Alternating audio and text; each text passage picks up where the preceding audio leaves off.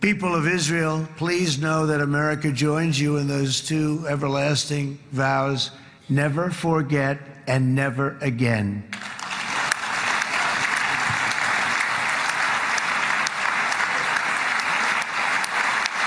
And I think, you know, as you mentioned, Bibi, before, peace through strength. And that's what it's all about. The United States has the greatest and most powerful military in the, right now, history of the world. I can tell you we have weapons that nobody's ever dreamt of. I only hope we never have to use them. I rebuilt the military. I was proud to do it. But some of the things I hated to do, I hated certain of the weapons because the level of power is so enormous, it's so dangerous, so bad.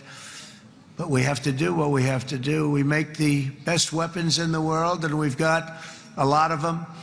And we've given a lot to Israel, frankly. And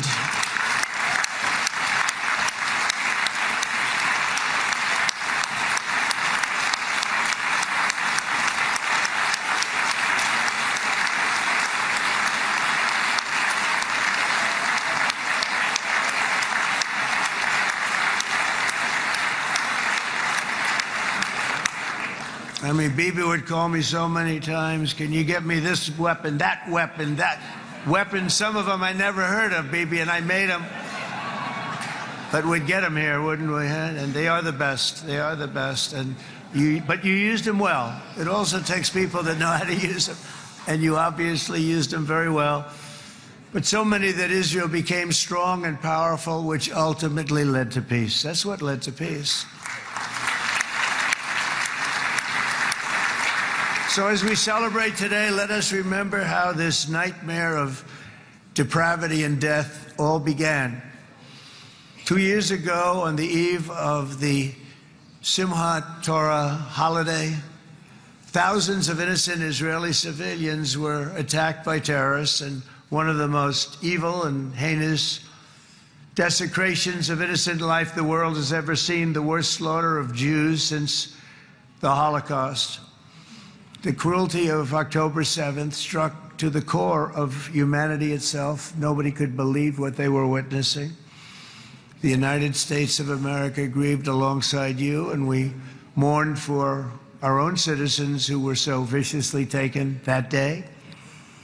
And to all the families whose lives were forever changed by the atrocities of that day, and all of the people of Israel, please know that America joins you in those two everlasting vows: never forget and never again.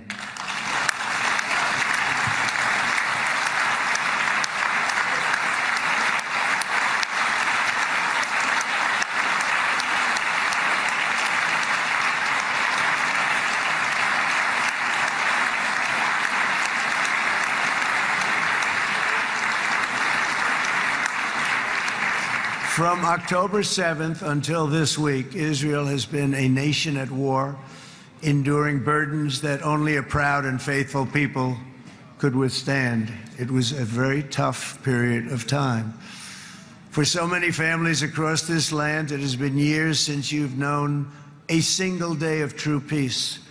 But now at last, not only for Israelis, but also for Palestinians and for many others, the long and painful nightmare is finally over.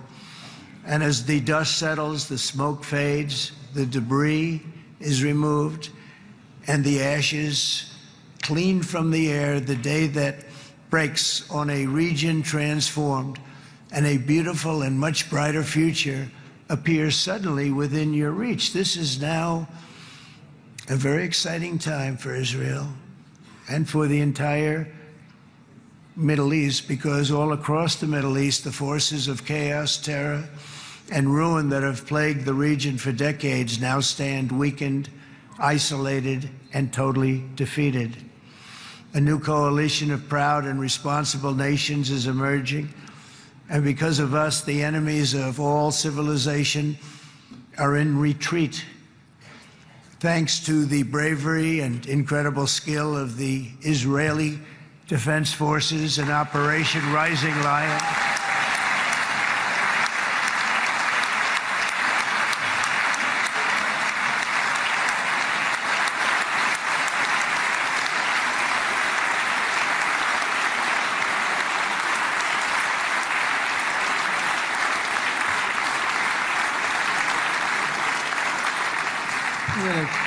Guy's central casting. Let's put him in a movie. Look at him. Great job. And my people loved working with you. Loved it. They worked so well together. But many of Iran's top terrorists, including nuclear scientists and commanders, have been extinguished from this earth. And with Operation Midnight Hammer, boy, that's a great name for that, what we did. Last June, the United States military flew 7 of those beautiful B-2 bombers. They look so beautiful all of a sudden.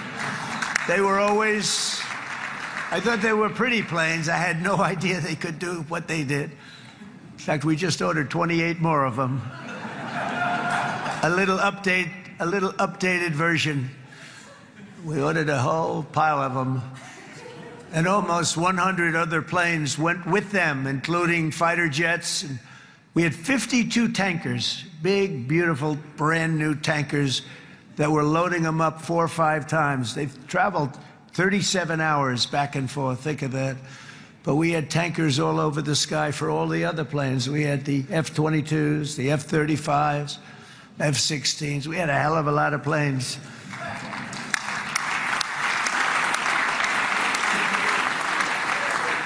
So we had 52 gas stations in the sky. That's what they call them. I'll tell you, I wouldn't want to be flying one of them. We have our great General Raisin Cain right here. General, stand up. This guy. What a general. Thank you.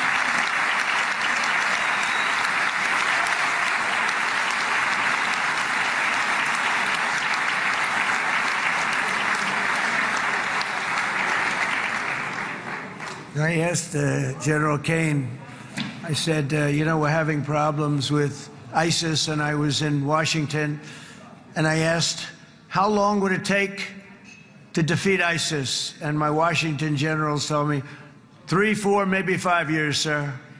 I said, I don't get it. We got the best equipment in the world. Why? So I flew to Iraq, and I met with a man named Cain. He said, what's your first name? He said, they call me Raisin, sir.